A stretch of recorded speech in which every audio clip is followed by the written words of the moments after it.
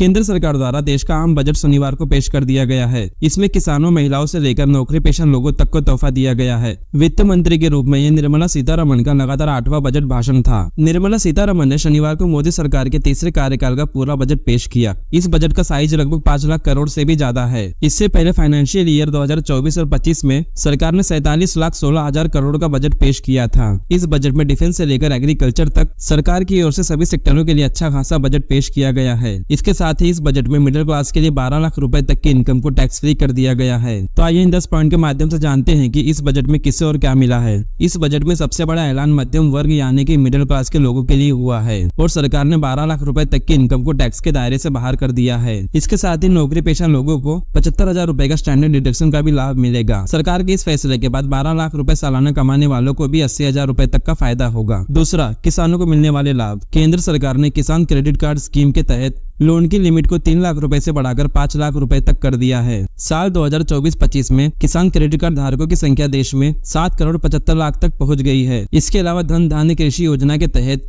Phase 1 में कम उत्पादक वाले 100 जिलों को एग्री प्लान में कवर किए जाएंगे, जिसमें लगभग 1 करोड़ 70 लाख से अधिक किसानों को लाभ मिलेगा। तीसरा, मजदूरों के लिए ऐलान। सरकार की ओर से गिग वर्कर्स को भी आइडेंटिटी प्रूफ दिया जाएगा। गिग वर्कर्स यानी कि जो व्यक्ति ऑनलाइन कंपनी के लिए काम करते हैं, जैसे कि डिलीवरी बॉय, फ्रीलांसर, ऐसे अनेक व्यक्ति जो ऑनलाइन कंपनी के लिए काम करते हैं, अब उन्हें भी सरकार की तरफ से एक ID प्रूफ दिया जाएगा। ई श्रम योजना के तहत उन्हें पहचान पत्र दिया जाएगा। उन्हें ई श्रम पोर्टल पर रजिस्टर करने के बाद यह पहचान पत्र दिया जाएगा। सरकार के इस कदम से लगभग 1 करोड़ गिग वर्कर्स को फायदा मिलेगा। इसके अलावा उन्हें PM जन आरोग्य योजना के तहत भी स्वास्थ्य सुविधाएं दी जाएंगी। अब अगला चौथे नंबर पे है सरकार ने महिलाओं के लिए क्या दिया है। सरकार ने पहली बार 5 लाख महिलाओं के लिए जो SC और ST से बिलोंग करती है उनके लिए खजाना खोल दिया है। अब महिलाओं को 5 साल के लिए 2 करोड़ रुपए तक की टर्म लोन की सुविधा मिलेगी और ये लोन बिना गारंटी वाला लोन होगा जो आसान शर्तों पर दिया जाएगा, जिसके जरिए वे छोटे और मध्यम स्तर के व्यवसाय को शुरू कर सकती हैं। सिर्फ यही नहीं, उन्हें अपने बिजनेस को आगे बढ़ाने के लिए डिजिटल ट्रेनिंग, मार्केटिंग सपोर्ट और सरकारी योजनाओं से जोड़ने की सुविधा भी दी जाएगी। तो इस बार सरकार ने महिलाओं के लिए काफी कुछ पेश किया है। पांचवा, 40,000 आवास देने का ऐलान। स्वामी स्कीम यानी कि special window for affordable and mid income housing. सरकार ने इस योजना के तहत 2025 में लगभग 40,000 आवास परियोजनाओं को पूरा किए जाने की उम्मीद जताई है और इस योजना को आगे बढ़ाने के लिए सरकार ने 15,000 करोड़ रुपए के साथ स्वामी फंड 2 की स्थापना की है। छठा, स्टार्टअप्स के लिए सरकार ने किया बड़ा ऐलान। इस बजट में केंद्र सरकार ने जानकारी दी है कि स्टार्टअप्स योजना फंड के लिए लगभग 10,000 करोड़ रुपए तक की व्यवस्था की जाएगी।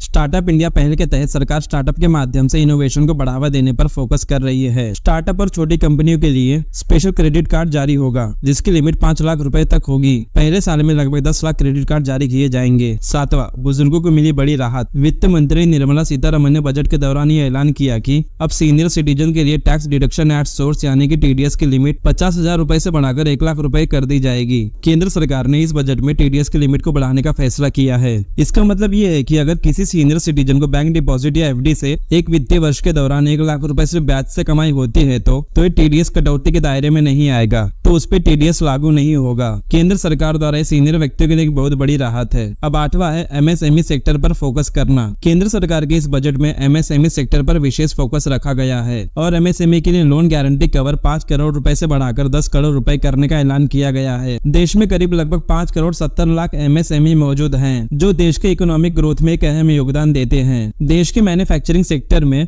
36% योगदान MSME सेक्टर का है और इनके जरिए लगभग 7 करोड़ 50 लाख लोगों को रोजगार मिल रहा है। अब अगला 9वें नंबर पर है डिफेंस सेक्टर को दिया गया बड़ा बजट। केंद्र सरकार के विकसित भारत और आत्मनिर्भर भारत को सशस्त्र बलों के विजन को साकार करने के लिए भारत सरकार ने वित्तीय वर्ष 2025-26 के लिए रक्षा मंत्रालय को लगभग 7 लाख करोड़ रुपए का बजट अलॉट किया है, यानी कि 7 लाख करोड़ रुपए का बजट आवंटित किया है। यह वित्तीय वर्ष 2024-25 के मुकाबले 9.53% ज्यादा है और ये केंद्रीय बजट का 13.45% हिस्सा है, जो सभी मंत्रालयों में सबसे अधिक है। इस बजट से भारत सरकार देश के रक्षा मंत्रालय को और मजबूत बनाना चाहती है। 10वां, लिथियम बैटरी को लेकर बड़ा ऐलान। भाषण के दौरान वित्त मंत्री निर्मला सीतारमण ने कहा कि कोबाल्ट पाउडर और अपशिष्ट लिथियम आयन बैटरी के सीसा, स्क्रब, जस्ता और 12 अन्य महत्वपूर्ण खनिजों को छोड़ दी जाएगी। इसके बाद इलेक्ट्रिक वाहनों के लिए लिथियम आयन बैटरी निर्माण हेतु 35 अतिरिक्त वस्तुओं को सीमा शुल्क से छोड़ दी जाएगी। सरकार की मेक इन इंडिया योजना को बढ़ावा देने के लिए वित्त मंत्री ने ऐलान किया है कि नेशनल मैन्युफैक्चरिंग मिशन को और भी मजबूत किया जाएगा, जिसका फायदा सभी ऑटो सेक्टर को भी मिलेगा और इससे हमें इलेक्ट्रिक व्हीकल्स की कीमतों में कमी देखने को मिलेंगी। तो ये थी बजट 2025-26 के बारे में कुल 10 बातें। तो ऐसे और भी वीडियो देखने के लिए और सरकार के सभी योजना और सरकार की सभी बातें जानने के लिए हमारे इस चैनल को सब्सक्राइब करें और इस वीडियो को लाइक करें।